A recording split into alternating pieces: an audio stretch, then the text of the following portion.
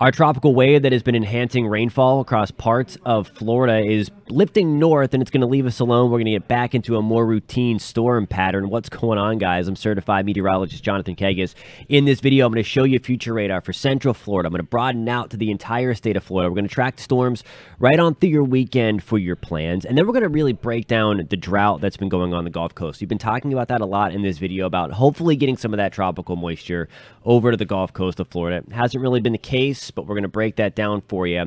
And then in the tropics, our next tropical depression is going to become possible as we move into the early stages of next week. There are also two other areas that the Hurricane Center has highlighted in the Atlantic. We are going to break all that down for you. Before we get into the video, if you do want to stay updated on all things Florida weather, including the tropics as we venture through the rest of July and into August through the peak of hurricane season, you have to hit subscribe. Please do so. If you find this content helpful, which I hope you do, and please post in the comments if there's something that you want to see different on here. I'm welcome to all feedback. Post it in the comments. Let me know where you're watching from and hit that thumbs up button. It really does help us out a lot.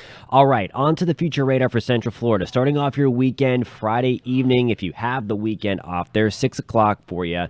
Storm chance is going to get started a little bit later on and then kind of fizzle out as we head towards 9-10 o'clock. A little bit more routine, even though we're still under the influence of some of that tropical moisture from that weak wave. Again, no name, no depression, nothing like that, but it did give us that enhancement, if you will, especially along the Space Coast and First Coast over the past couple of days.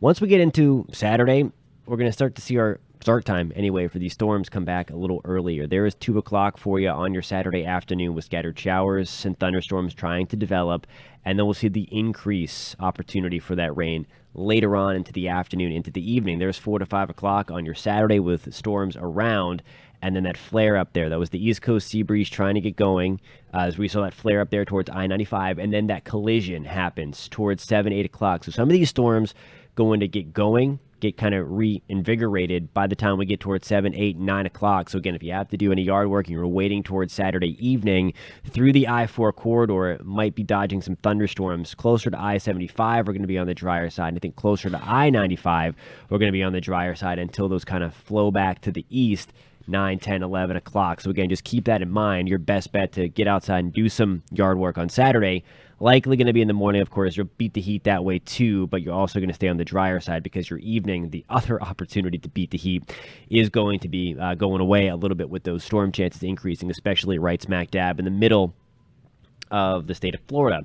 93 tomorrow in Sanford, 93 degrees on Saturday in Orlando. We're still hanging tight in the upper 80s. We're going to increase the thermostat once again as we kind of lose that grip from that tropical wave, so the clouds start to go away a little bit more. We'll get more sunshine early, which will help to heat us up quicker.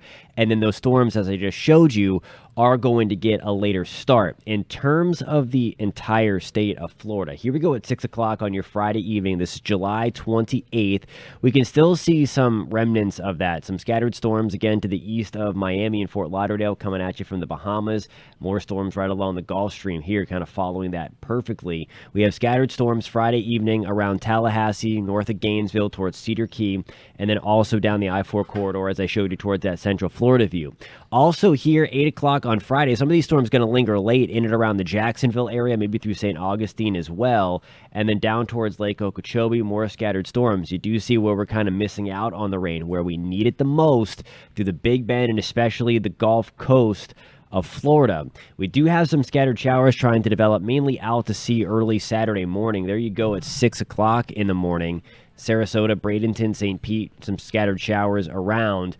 And then we start to dry things back out again. So that rain is not going to linger, and you'll quickly see here with the West Coast sea breeze being dominant. That's been one of our factors this year. We've had a big chunk of high pressure hanging tight here. That has kind of pushed all the storms that way towards Central Florida, towards interior Central Florida, which means that the storms basically fire right here and then move away from us. We along the Gulf Coast of Florida need high pressure to build out here and send the East Coast sea breeze our way so that we can get more rain into St. Pete, into Clearwater, into Tampa, Bradenton, Sarasota, Fort Myers, Naples, and Marco Island as well, where we have that big-time drought going. Let me clear my screen. I'll show you the rest of Saturday. There is 10 o'clock with some of those storms lingering late, as I just showed you. So, again, yard work in the morning for a lot of Florida. That'll be the time to do it. Not saying you have to do yard work on your weekend, but if you were planning on it anyway. Here is the drought status, of course, it is severe still. It is actually extreme. It's severe, but according to the United States Department of Agriculture anyway, again, it is extreme. That's one away from the highest level there, where you see that dark red from Bradenton to Sarasota into Punta Gorda. That's where we have that extreme drought. Again, that's level 4 out of 5 there. 1, 2, 3, 4, 5 as we count those things. Again, that is designated by the United States Department of Agriculture. So it's been ugly. If you live there, you know it. Again, St. Pete, we are technically in that severe drought. That's that orange color there. Spring Hill into the abnormally dry category. But again, it's not been good from really Marco Island to Spring Hill. We could use the rain. Again, it's been a very atypical summer in terms of our thunderstorm pattern, especially for the Gulf Coast. Again, it's been kind of weird this year. It's not been your typical wet season. That is also one of the reasons why the Gulf of Mexico is so warm. There's just been, I mean, it's always warm, but of course the record warmth we've had off of Southwest Florida and through the Keys, the winds have been light. We've not really been able to generate those thunderstorms, so a lot more solar heating has been able to get into the ocean and just really soak in. So all of that combined, again, not good. We can use that East Coast sea breeze to kind of fire up and help us out just a little bit. All right, there we go through the 7 o'clock on your Saturday morning. We're starting off in the 70s and 80s as typical. By 11, we're pushing 90 in Miami. So again, warming things up a little bit after our, relatively speaking anyway, cooler couple of days that we've had because of the tropical wave that has been nearby. Fort Pierce, we're going to get to 87 by 4. We're going to get back into the upper 80s and really low to mid 90s, I think, in the Orlando area. 87 in Port St. Joe. Fort Myers, we're going to head back to 93 degrees as well. Again, as we try to get some rain. Here is the deal in the tropics. There are 3 areas highlighted. You have to look really close, kind of like a Where's Waldo kind of thing or advent calendar, trying to find the X's here. Let me go back to the actual X before I get into the Saharan Dust. I'm all over the place here.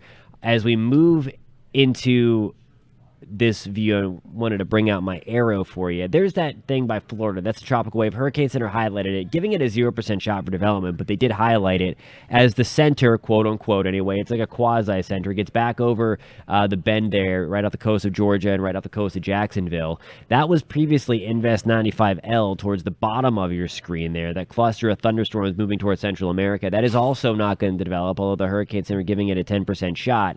The big deal is, and what we could have, well, big deal in terms of becoming our next name system. It's not a big deal for Florida. This is not coming here, and this should not be a big deal for anybody, even if this does become our next tropical depression of the season, and it does appear that is likely. 60% shot now for that to happen somewhere in this orange blob area as it kind of moves its way in this direction.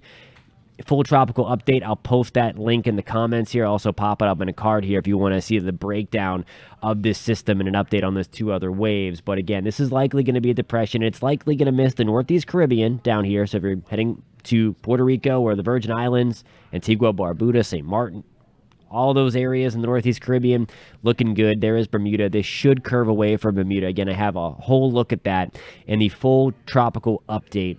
Again, I'll link to that in the comments, in the description, and then post that card as well. Saharan Dust. It's still here in the Orlando area through Central Florida.